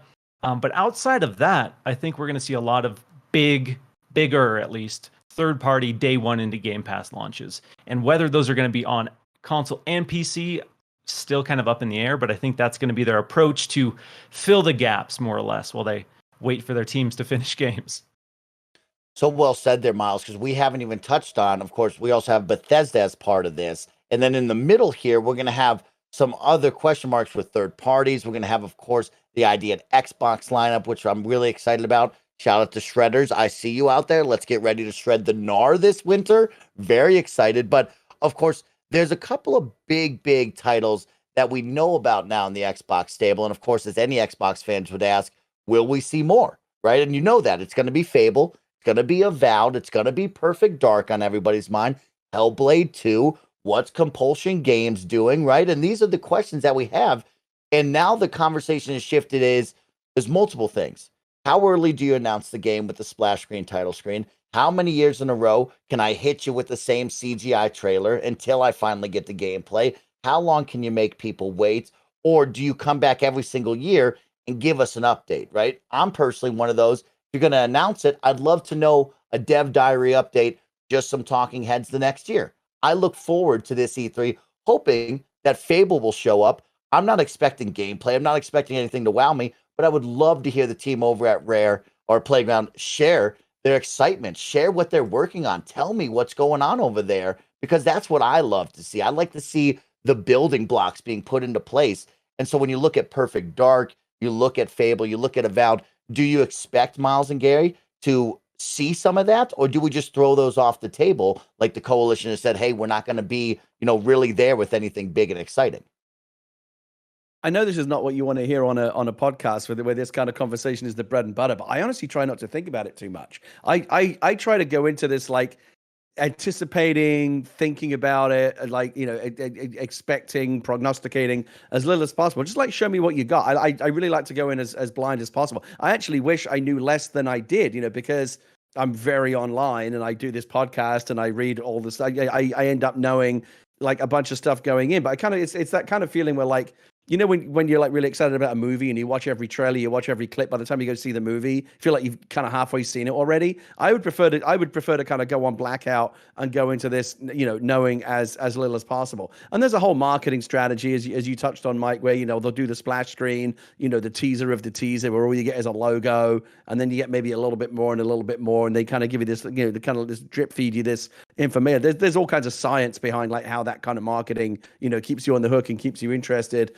But beyond my duties here to kind of talk and think about it, I'm really trying to just kind of stay as in the dark as possible, and just, you know, when the lights go down, just sit back and say, okay, what do you got? And it's like I say every time, I hope to be surprised. I hope that the most interesting thing that comes out of that we're talking about, like on the podcast immediately following, is something we didn't even know they were doing. It's not like, oh, we knew Starfield was coming and the surprise was it was this or it was that, but it's like, what's the Starfield we don't even know about? Like, what's the one more thing? That's the kind of thing that gets me excited, because I like to think they have something like that. I like to think that they've got more tricks up their sleeves than, you know, they're currently telling us about. That's funny, Gary. I guess maybe I have a different mindset now that we've seen all this, the drip feed and the early announcements, right? And what I really like as a consumer and just as a fan, I love seeing what Marvel and Disney have done with the roadmap. I'm a big fan when they stand in front of the roadmap and they bring on the TV and he goes, here's all the splash title screens you've seen. Here's the years that we're projecting them to come out. Now, I know that development and the different things will affect that. COVID-19 will affect those release dates, but I would love for Xbox to come out and have the big splash screen and be like, here's all the games, right? Here's where we're projecting, or maybe don't even put a date, but like, I like looking at that because you've already announced it.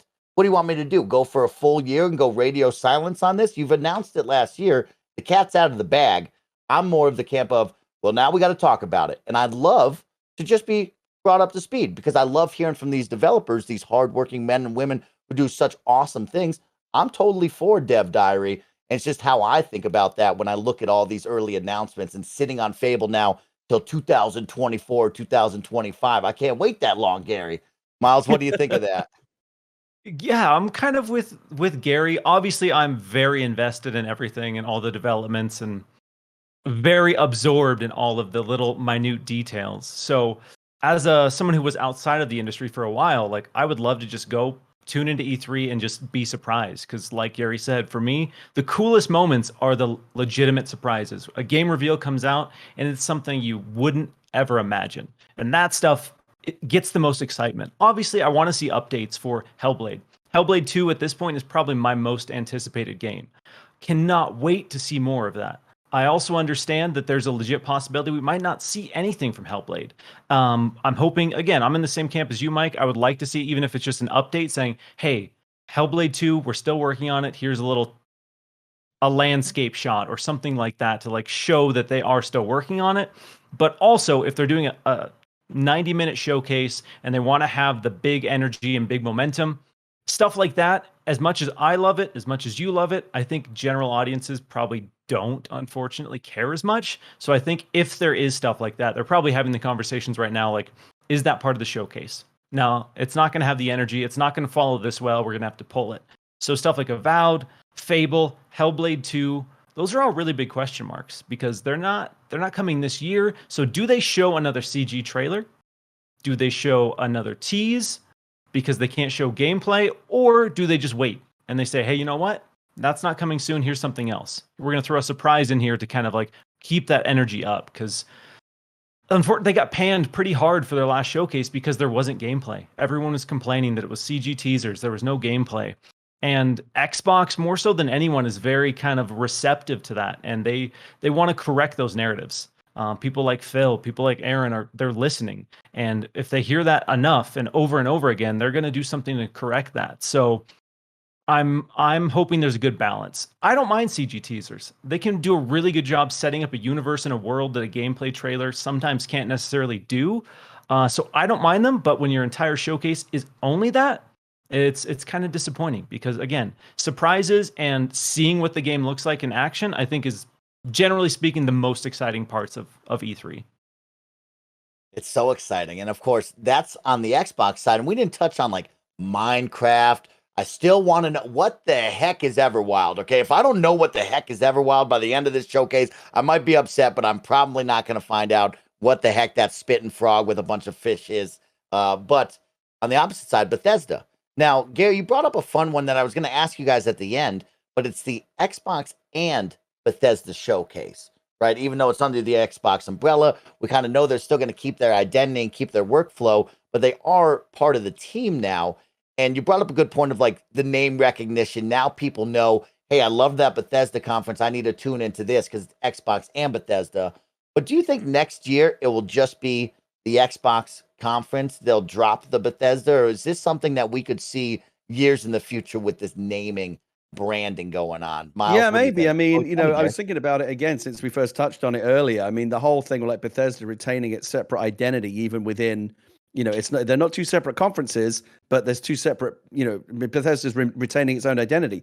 That could even have been contractual. Like that even might have been something that Bethesda insisted on. It's like, hey, listen, we're happy to take billions of dollars and be part of the Xbox portfolio, but we don't want our brand identity to get kind of subsumed. Like we want to retain that because either we think it has value, or there's a certain amount of pride attached to there's a lot of people at Bethesda are the people that built the company from scratch. So I can understand why they might not want the Bethesda name to kind of fade into the background as Xbox becomes center stage.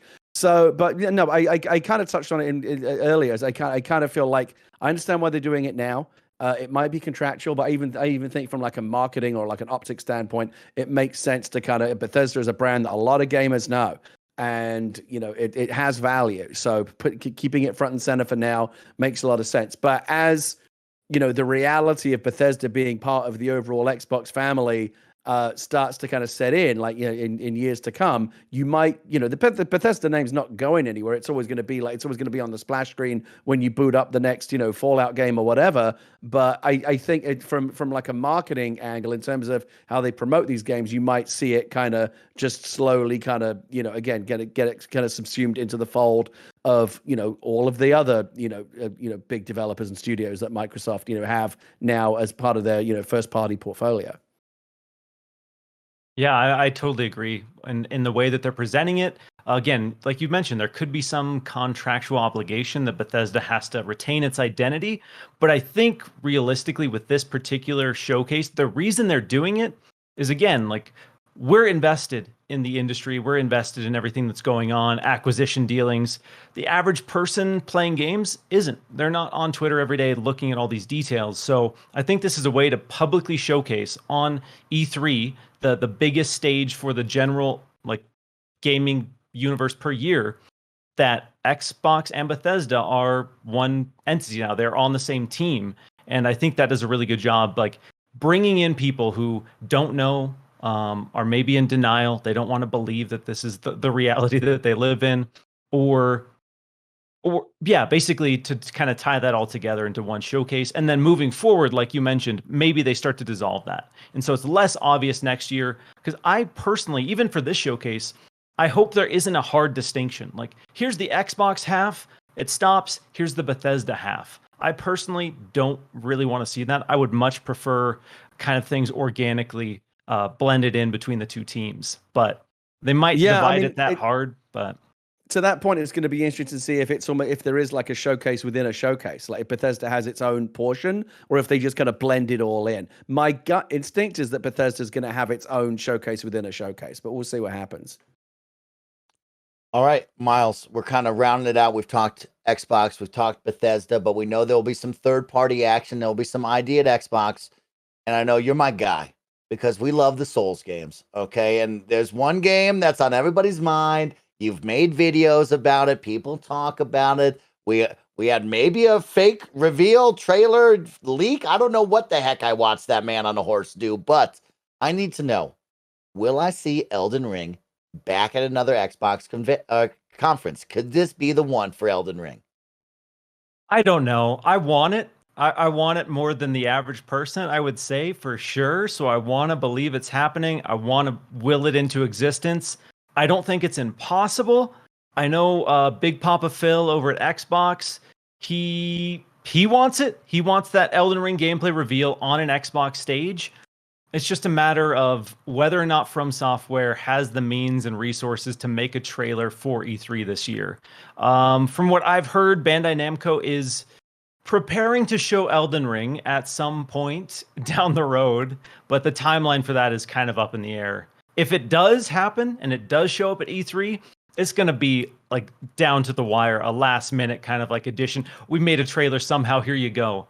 I want to see it. I want that big hype moment because I'm a big Souls fan. I've been waiting for that game for a long time, but I'm expecting it not to be there. I'll just say that. Well said, Miles, because I love watching all of your content and all your videos over at Windows Central Gaming. And I had to ask you that because you just answered it word for word, just like in one of your videos, detailing what's happening at E3. So I loved that. Another one, of course, IO Interactive and the game that Jess has brought up with working with Xbox. Is this too early to see? Is this something when we get into these third party partnerships, we get into the filler, the extra stuff? Because we know Halo and Starfield, and we have question marks about what else is going to be there. But 90 minutes is 90 minutes. That's a long time to talk. What other things could we see? And what do you guys want to see from third party partnerships? We know Ubisoft is going the day before. There's probably going to be something from Ubisoft over there, and we'll see some of that. But what else could we see? And is IO too early? Yeah, I would expect to see probably a teaser or a trailer even for the kind of Cyclone project that's been teased for a while now. It sounds like that is the one that's probably the furthest along in terms of development. There is maybe a possibility that IO is really bold and they decide they want to tease their Project Dragon. But if they do tease that, that's probably just going to be one of those Metroid Prime 4. Just here's a logo, here's a splash screen. It's coming when it's coming. Because yeah, that one definitely is not coming anytime soon. But yeah, Xbox wants to make sure that their first party lineup and their third party lineup is stacked. And they are going to do a really good job with this 90 minutes to show you that. And I think even if it is teasers, it's probably going to be some teasers here and there. They're going to make sure that Xbox has a huge slate of games. And like your comparison to the Marvel roadmap, it's probably going to be more like that, where we're getting ideas, we're getting logos, and we're getting a look into the foreseeable future for Xbox, and hopefully a few surprises for the here and now. Like Battlefield 6, Battlefield as it's probably being rebranded, is the big one. And it would be amazing if that was part of the Xbox show. They confirm the Xbox Game Pass launch. Stuff like that would get a lot of energy and excitement for Xbox this year, even if they only have, let's say, Forza and Halo from the first party perspective launching. Gary, I want to round out our E3 talk with that final part of that blog post. Upcoming releases on Xbox Game Pass and more. So, Gary, you have brought up the dongle to me plenty of times. You're excited about the idea of a dongle, right? And we always talk about the best part, Miles, is the console just came out like less than 6 months ago, right? It was about 7 months now, close enough. And we're still having product supply and demand problems right now, not getting enough out there. But gamers always jump to, well, what's the next iteration? How can you elevate what you just gave me in November, even though it's May? How do you elevate it and take it to the next level? So, Gary, before we talk about Game Pass together, do you think this is the time we see more hardware? We talked about the Xbox Limited Series product line where we got the headphones. We got an Xbox mini fridge coming. Do you think this could be woven in to the E3 fun? Yeah, I mean, and that for you have to remember, we're not just talking about game releases, right? Xbox encompasses hardware and services and all this kind of stuff as well. There's all kinds of partnerships. We talked a little bit on the last show about how much maybe there's a 20th anniversary Xbox. I'm almost certain there's going to be like a Halo skinned Xbox bundle that you're going to see this holiday, where how they've done them over the years, where they kind of make it that Master Chief green and they'll skin it and the controller. You'll see stuff. That's not terribly exciting, but I do expect you'll see like some specific anniversary related hardware, either because it's both the 20th anniversary of the Xbox and Halo, because they launched together back in 2001. So I think we'll see some anniversary stuff like that. But you said the word dongle, which always makes my ears prick up. Because you, me, and Parish have always I've talked about it, about how do you get it's so clearly the strategy now that it's not about just selling hardware boxes. It's selling you the Xbox platform, the services, whatever way they can get the game into your hands, they're going to do it on a mobile device, on a phone. The Surface Duo they're doing amazing stuff with that right now, getting basically creating a portable gaming platform for xCloud and Game Pass. I do think that they either will or at least should be doing that little bundle, like a $99 bundle that is kind of the xCloud bundle, and that would be in the form of like a little Chromecast HDMI dongle or something that looks like a Fire Stick, or maybe like a little Apple TV, a cheap piece of hardware that doesn't need any compute power. It's really just basically plugs into the internet and does super fast Wi-Fi streaming or whatever. Bundle a controller in there, much like the Stadia Founders Edition that they launched with, except ready to ship and not doomed. Like that's something I think we would like to see on the Xbox side. And it could just be like a cool announcement. Like today, we're announcing that we're teaming up with like LG, that all of their 2022 range of like smart TVs are going to have, Xbox Game Pass, xCloud, whatever, baked right into the firmware. We talked about it a million times. When you look at your remote these days, there's a Netflix button, there's a Spotify button, there's a Disney Plus button, an Amazon button. I think you're going to see a green button on TV on TVs at CES next year. That's my prediction. This would be, this might be a good place to announce something like that. Again, really, really hammering home that whole idea of like, this is a different model to what Sony's doing. Sony wants to sell you PlayStation 5s. Obviously, they're very, very successful at that. You can't even get one right now. There's so much in demand. Series X the same. But I think right now Xbox has just got the more interesting business model, thinking about the platform, thinking about the brand, thinking about getting the games into your hand any which way they can. Because we live in this incredible era now of game streaming and mobile devices and smart TVs and apps, and it's we've progressed. Or at least on the Xbox side, we've progressed beyond the idea of I'm going to buy this $400 box and I'm going to buy games at $60 a time. That's the old way. You can still do that, but the model that I'm gravitating towards is Game Pass and being able and not having to worry about where my Xbox is plugged in, because I can get my hands on these games any number of ways. Miles, hardware, is that a and more type situation? Accessories, mini fridges, what do you think? Yeah, I like where Gary's head's at. I want to see, we know Xbox has a partnership with Samsung already on the phone side. Yeah, I want to see, the Xbox app just baked into TVs. So you get it, you get your TV, you set it up, you can access Xbox Game Pass, stream games straight to your TV. Xbox understands that they need to go where the people are. There's us, me especially, being a filthy console heathen. I have an amazing gaming PC that I hardly use because I just prefer the console experience. There's a lot of people who don't and will never ever buy a console, regardless of what you entice them with. That barrier is just too high. $500, it's a lot of money. And there's a lot of people who maybe like games or interested in games, but they're not going to pay $500. And that's the reality. Like if we look outside of our bubble, that is most people. Gaming obviously is bigger than it's ever been, and there's more people playing it, but there's still a lot of people who don't want to pay $500. And if we live in a world where you don't have to, I can hit up my buddy who I haven't played games with in 15, 20 years, who's been out of it because he doesn't want to pay $500, and I can say, hey, download this app on your TV and let's play some Halo. Like that is the world I want to live in, where it's that easy and that accessible. And Xbox, more than any other of the big three, understands that. And I think that is going to be their future. They've proven that that's their strategy. When it comes to the and more, I mean, we've seen the Surface Duo serving as kind of this pseudo portable Xbox, but what about an actual portable Xbox? Do we think that's in the cards? I've seen a lot of people kind of speculating on what that could be. Microsoft is a hardware company. It probably wouldn't be that hard to prototype and R&D a Xbox handheld device.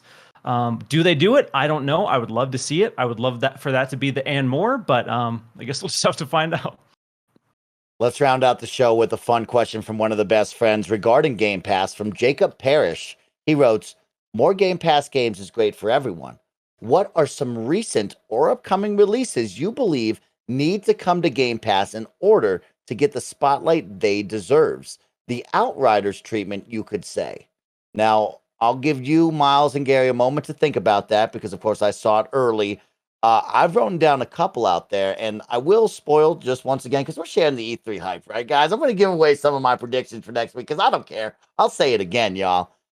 First off, one that should have come to Game Pass that really would have benefited this game, Hood, Outlaws, and Legends. That's a game that was dead on arrival. Unfortunately, just came and went quickly. You see Knockout City absolutely thriving on Game Pass and during its 10-day free would party Game event. Pass have saved Hood though? Because yeah, Mike, you didn't love that game, right? Yeah, because like even like just not on a fundamental gameplay design kind of a situation, it was like not great. It would have given it an audience to have more of a discussion because it had a cool gameplay idea. It did not work well, but it's one of those. We're going to talk about this all the time. These AA multiplayer games somehow either Phil or this team needs to be talking to them all the time because they need to be on Game Pass. So if it was on Game Pass, it would have doubled its kind of talking lifespan. It would have from 3 days to 6 days. Okay, gotcha. It would have survived for well. Let's be real. Knockout City is going to have the same thing. In 14 days from now, Knockout City will have come and gone and never spoke about it again. That's gonna be the multiplayer Don't game you of the say year. that. I just say Multiplayer game of the year. Don't you say that, you two. It's gonna be the summer fun game of this year, similar to it's like the summer jam. No. If I had more time in this podcast, we'd dig deep into Knockout City. But I know you got to eat dinner. Miles has got to go to his wife because we would dig that. But right now, Hood Outlaws and Legends, my big E3 prediction: Hitman 3 coming to Game Pass, just shooting a shot and a prayer. I think that would be killer.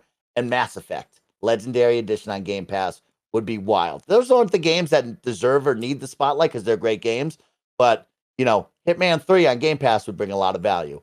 Miles, I'll kick the ball to you. What games, recent or upcoming, deserve that Game Pass spotlight or would help from that? Well, Xbox has been investing heavily in Japan, trying to make the Xbox synonymous with Japanese games, Japanese developers. So I foresee I want to live in a world where they announce that Persona 5 in particular, is not only coming to Xbox, but it is launching day one into Xbox Game Pass. Barrett, that is the world that I want to live in.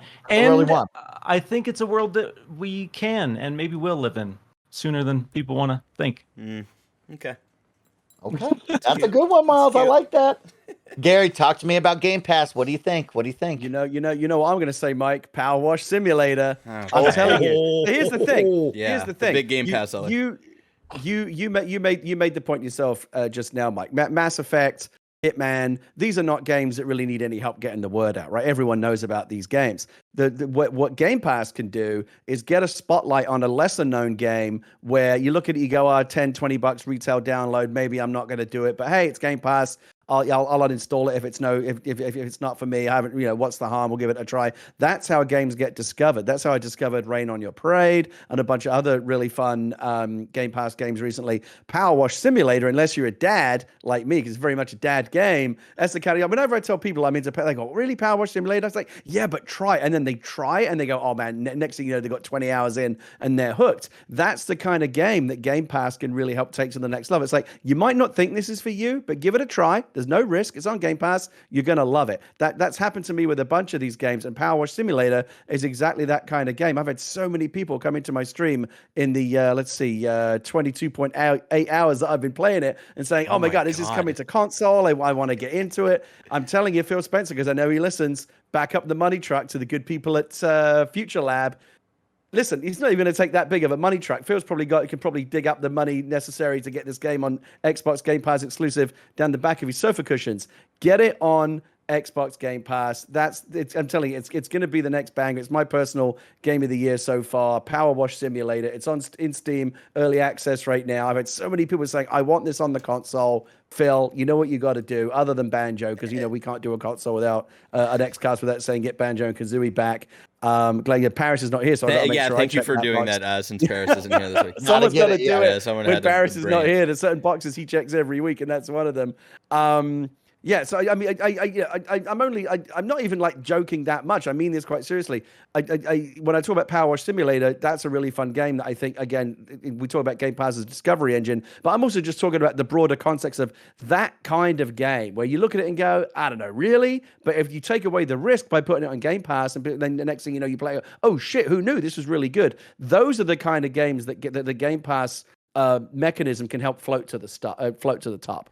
Really quick, I just want to go back to Persona just for a second because I don't want to Okay, come off bring me as back. too much of a Sony pony here, because Persona 5 Royal is my favorite game of all time. Like I haven't owned an Xbox since 360, which a lot of listeners are probably very upset about that I produced this podcast in the first place.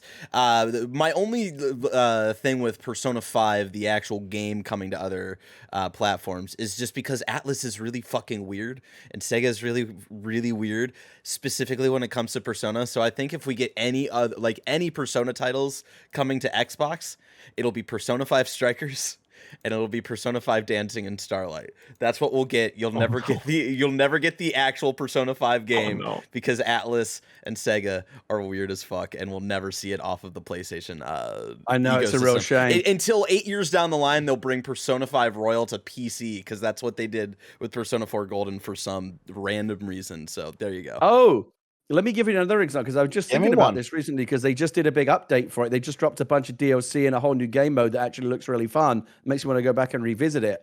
Fuser would be great for Game Pass because that's another one where I mean, so many people kind of go, really? This is fun? Like those kind of Harmonix games, I don't know these days. Kind of feel like that genre came and went. Fuser is the best game that Harmonix has done in ages, and it's so much fun. And it's another one like Power Wash where people would come into my Twitch stream when I was playing it saying, oh shit, like I wasn't even really giving this game a second thought, but now that I see it, it's actually really fun. I want to go get it. And Game Pass functions a lot like Twitch in that regard. Like it puts games in front of you that you might not otherwise think about. And they just dropped this new Diamond Stage thing and a whole bunch of new music. When these Harmonix music games, it really depends on like how big of a music library is available to keep the game fresh, so you're not keep playing the same songs. They just did a bunch of new music for it. And yeah, I'm gonna go back and try it again. But I know that that's the kind of game where people are typically like, I don't know. But when you give it a try, like, oh shit, yeah, I'm really glad I picked this up. Those are the kind of games that Game Pass can help.